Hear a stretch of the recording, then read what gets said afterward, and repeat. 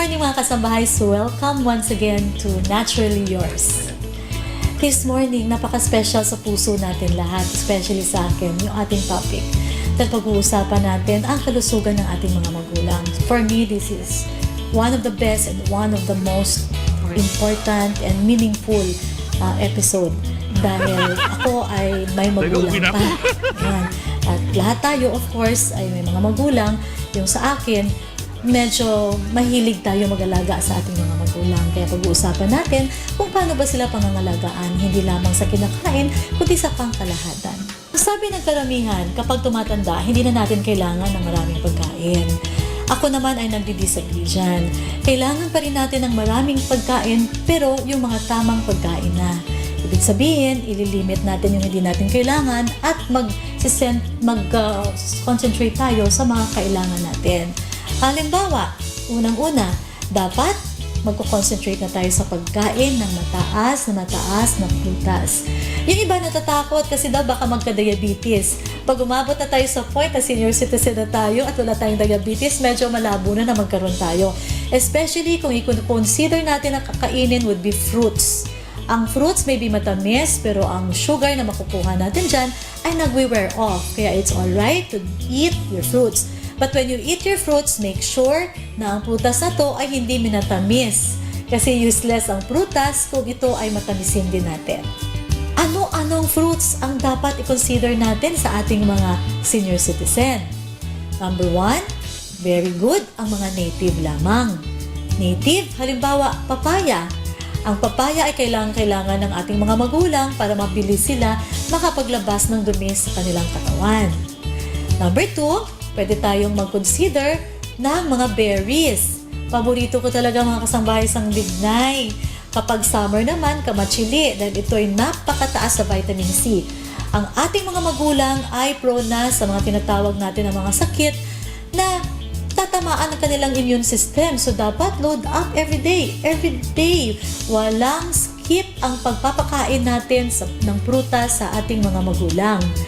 Another thing is, dapat i-consider natin na everyday na rin sila kumakain ng vegetables. Hindi rin pwedeng skip ang vegetables. Ang pwede nating ibawas ay yung carbohydrates. Halimbawa, medyo bawasan natin ng konti yung pagkain nila ng sobrang daming rice, especially ng white. Mag-shift tayo sa grains, whole grains.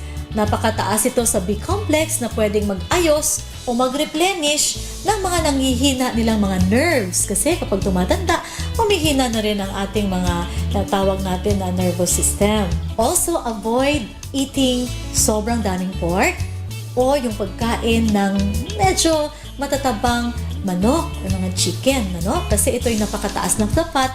Baka naman yung ating mga magulang ay mataas ng cholesterol. Ito'y tanggalin na natin. Pwede tayong magbigay sa kanila ng native na chicken dahil ito ay walang hormones, or growth hormones. Once in a while, pwede rin nating bigyan sila ng meat, yung beef, pero ang pagluto natin dapat ay medium rare lang para mapakinabangan pa natin yung sustansya ng meat. And of course, very important na panatiliin natin silang malusog sa pamamagitan ng pagkain ng matataba na isda. Ang matataba na isda ay nagtataglayan ng omega-3 at ang omega-3 ay napakahusay sa daloy ng ating dugo, sa pagpanatili ng kalusugan ng ating mga joints, at of course, para na rin ma-nourish ang mga nervous system ng ating mga magulang. And hindi lamang natin nakukuha ito sa mga isda, pwede rin natin itong makuha sa plant sources. Anong mga plants or fruits ang nagtataglay nito? Number 1 is yung avocado. So, pwedeng pakainin ng magulang natin ng avocado na hindi na natin nahaluan ng gatas or condensed milk or sugar. And of course, may nabibili tayo na olive oil na pwede natin ihalo sa kanilang pagkain. Ito ay mataas sa omega-9. Let us also consider giving our senior citizens happiness by giving them nuts. Kaya lang, hindi lang din natin pwedeng bigyan ng over-roasted na nuts or yung mga sobrang dami na salt na nuts kasi hindi na tayo pwede ng mataas sa sodium. Dapat raw nuts ang pakain natin dahil mataas sa amino acids, mataas din sa good fats, plant fat base, At of course, napakataas din sa mga B-complex. Pwede natin gawan sila ng fruit juices. Ang fruit juice, pwede natin i-extract. Ano-ano ba ang pwede nating ihalo doon? Pwede tayong gumamit ng pipino, ng carrots, pwede mong haluan actually ang fruit juice nila, ng garlic cloves, and pwede nating lagyan ng pinya. Ang pinya ay napakahusay sa pagpapanatili ng health ng kanilang mga colon, which is usually the problem kapag tayo ay nagkakaedad na.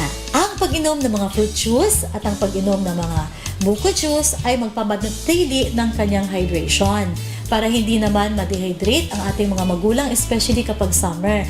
Alam na natin na yung mga magulang natin ay minsan nakakalimot na rin kahit sa pag-inom ng kanilang tubig. Kaya better na lagi na lang tayo prepared ng mga fruit juice at napakadali lang bumili ng buko juice. Iwasan natin na maging stress tayo sa kanila para laging masaya ang ating mga magulang. Happy palagi, happy din tayo kapag happy ang ating mga parents. Ayan, sana may natutunan ulit tayo ngayon sa ating episodes, ha? So magkita-kita ulit tayo susunod na linggo. Ito ang Naturally Yours.